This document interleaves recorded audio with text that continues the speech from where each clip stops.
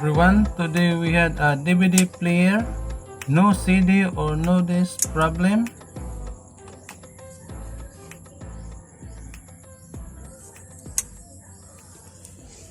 So let's start and remove the tray.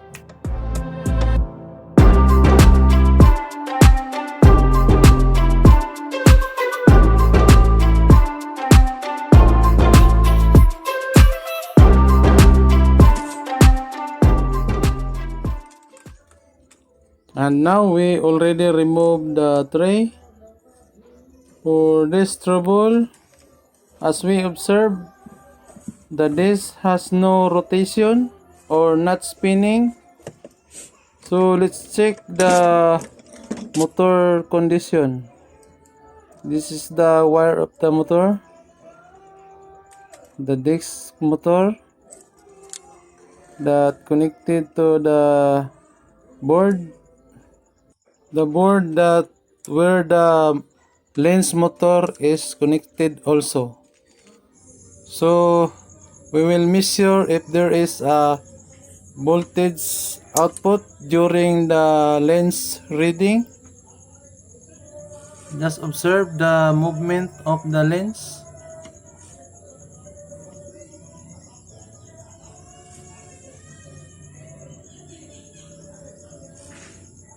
Okay, during the movement there is an output supply as we monitor the output using our multi-tester. And now we have our replacement motor. To replace this motor, this motor, but first we will do an actual testing for this replacement before we fix. So we will remove these wires.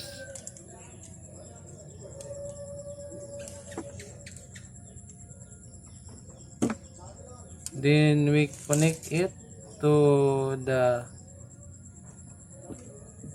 board.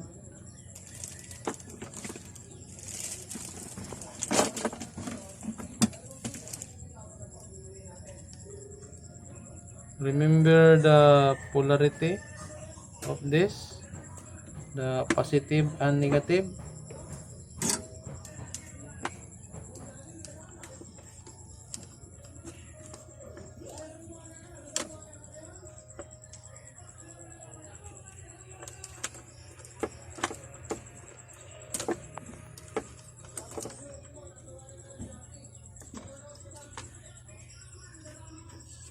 The original is already removed. And now we will try this, our replacement.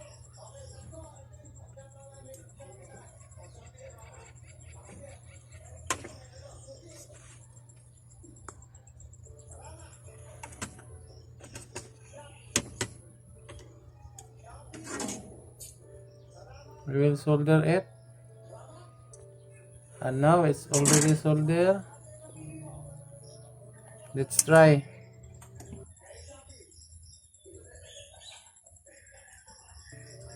Okay, it's working. It's a good motor. And we will fix it now.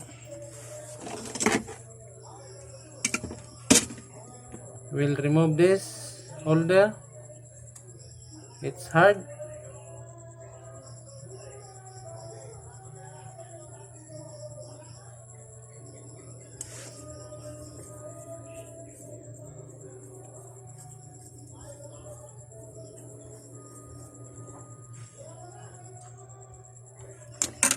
Okay, it's already removed. Then unscrew the motor using a small screwdriver.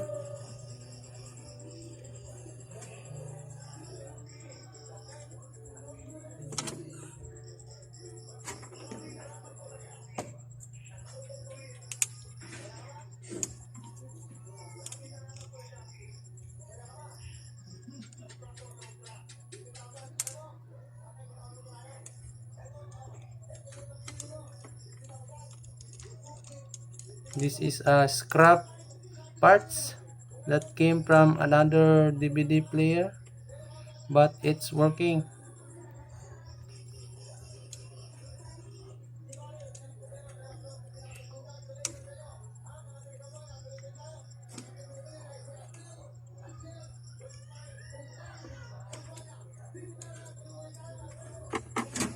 So we will fix it now.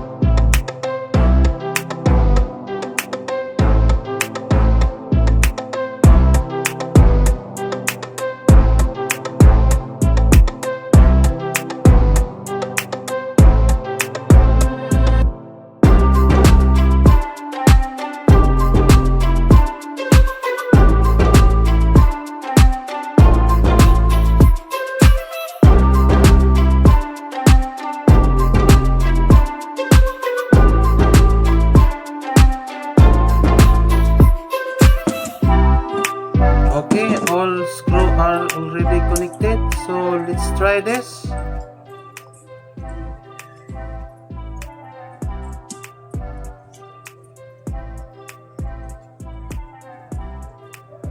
We'll put a CD now.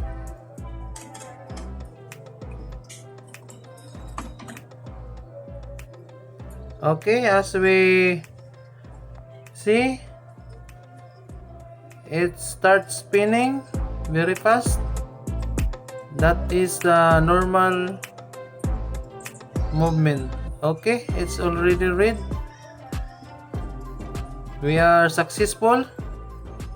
I hope that you got some ideas on how to repair a DVD player, a no CD, no disc problem, or replacing a disc motor.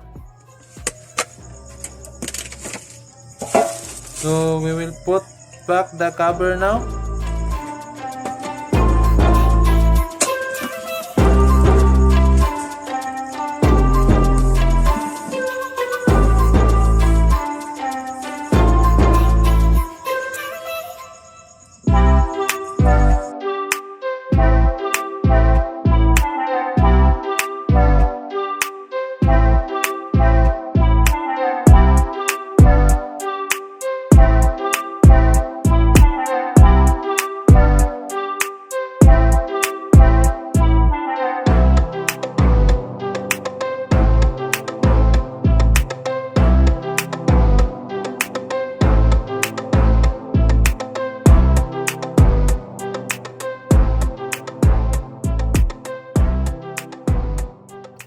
And now we do our final testing, the actual testing.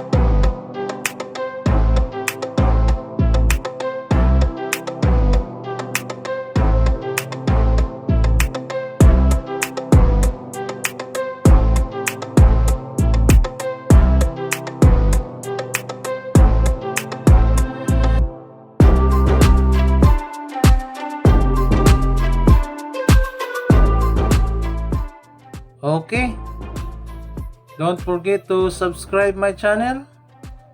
Thanks for watching everyone.